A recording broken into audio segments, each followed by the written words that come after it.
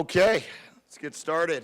We're bowling, so that's a great way to start this thing off, and we're excited about that. We're excited about getting to that spot. 6 wins is a big deal, and for us to get there 9 games into the season, really excited about that. I thought we played a really good football team tonight, and we played really good. And when that happens, good things go your way. And I thought our guys were ready to play all week. They were excited. They've been excited. Our defense played fantastic. 10 points. Our offense had 430 yards and 5 for 5 in the red zone and 11 of 16 in third down and 300 yards passing and 140 yards rushing or 130 yards rushing. Just really an overall fantastic game. I thought the 2 missed field goals early, the block field goal and then put pressure on the other field goal, really were big-time plays. Unfortunately, we let up that 1 touchdown at the end of the half. Otherwise, it was as good of a game as I've been a part of here. I've said that now a few weeks in a row, and I think that's what makes it cool. That we could keep saying we're getting better. We're getting better. We're not content with where we are. Our goal is to be better next Saturday at 12 o'clock in Boulder than we were tonight at 7:45. But we will enjoy this one. Our team enjoying it right now. And then, as I said, then we get back to work. And the best thing about this is we get to do it again next week. We'll start with Justin and then Jason. What's it been like to the process of getting the program into a position to where you can finally say you're going to a bowl game? Long and hard work and unbelievable amounts of commitment from our coaches and players. Our coaches, the staff we hired, knew they were coming here to rebuild a program. We didn't hire them in a spot where they felt like they were just going to walk in the door and we were just going to go win. And, it takes a lot of people that want to do that and leave their jobs to do that. They all, a lot of the guys we hired were in winning programs when we hired them, and they chose to trust us and trust what we were going to get done here. And then we went and recruited a bunch of great players when we were 1-11. And to get that class of 22 to come here, and I'll continue to brag on that class for forever. When you see all those guys, I think 15 of them are starting right now, or 14 of them from that recruiting class alone, and they're only redshirt freshmen or sophomores. And that class just believed, and they believed in what we were trying to preach. And then the transfers coming in that really gave us, first of all, that gave us that glimmer of hope a year ago that we were going to start being able to do this. This game a year ago was a huge game for this program when we beat them in the Rose Bowl. When we played them there, week 10 or 9. And I just think that it's been a crazy process of knowing that it was going to be long and hard, and really proud that our guys are where they are right now. Jason and Matt. Jedd, after beating the ranked team for 3 straight weeks, do you believe that your team deserves to be ranked? Yes. I think we should be ranked. I really do. I think we've earned that right. We're 16 points is our entire margin of defeat this season, and you take that. You have 2 overtime games, both of which were on the road, and a home loss against the number 5 team in the country by a touchdown.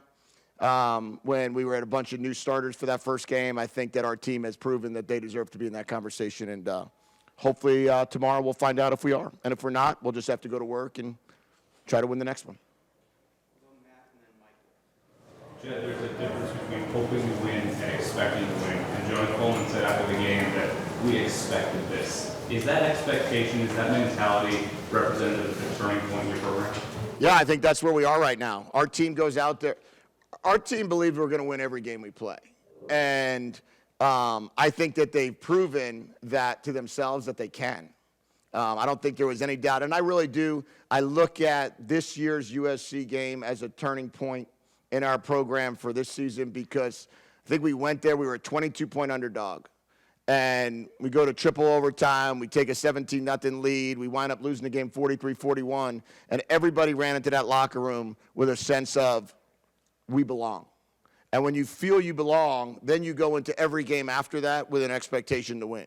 When you feel you don't belong, is when you have to hope and pray. And I think our team right now feels they belong. I think we're 8-4 in the last 12 games we've played. And we're going to continue to see if we can build off of that and see how we can do these next 3 weeks. Noah Fafita had the interception early, and then he really steadied himself after that. Can you explain what happened on that play and then his response to it? Yeah, it was zone coverage, and, he wound up reading it wrong, and he just kind of came back off the field. He said, did I miss him high? And I said, we just misread the play. The play should have gone to somebody else. And but he was very quickly, he snapped right back. I think Jaden said to him real quick, hey, those are the times you want to look for your running back. If you saw it was zone, you could, hitch, live another day.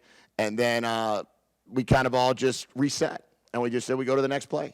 And he's reset and wound up making some great decisions the rest of the game, made some spectacular throws. I mean, the throw to Tanner down the seam on third down was ridiculous.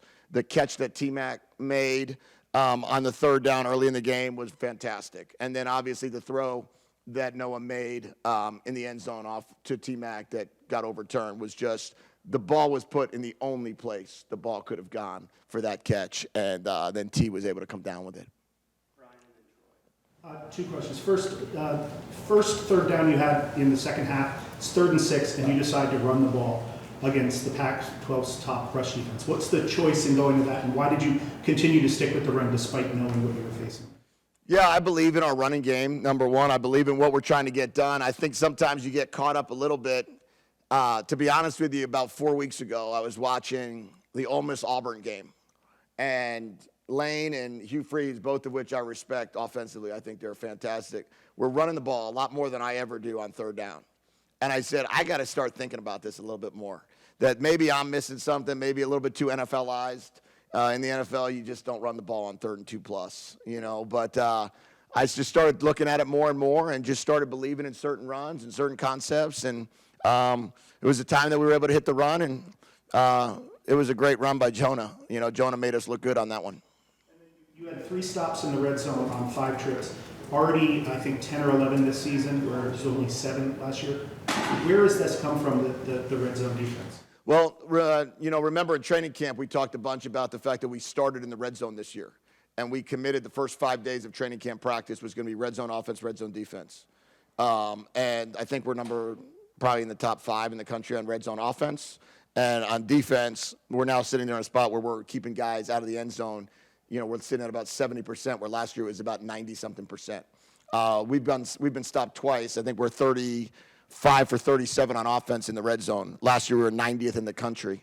So we made a big commitment, and we really believe that you get what you practice. And when you practice and you believe in red zone offense and red zone defense, I think we're reaping the benefits now. You mentioned running the football against UCLA, but can you talk about the offensive line, how they're able to get better and better throughout tonight's game? Our offensive line, and it was great to see Raymond Polito out there. Raymond, this was his first game that he really played other than that one quarter against Stanford as a true freshman. So we were able to have a redshirt for 2 freshmen at the 2 guard positions, and then a sophomore at tackle. And to be able to see those guys keep getting better, when you're talking about going against that rush defense and you're playing 3 guys that are under the age of 19, it was pretty cool to see it.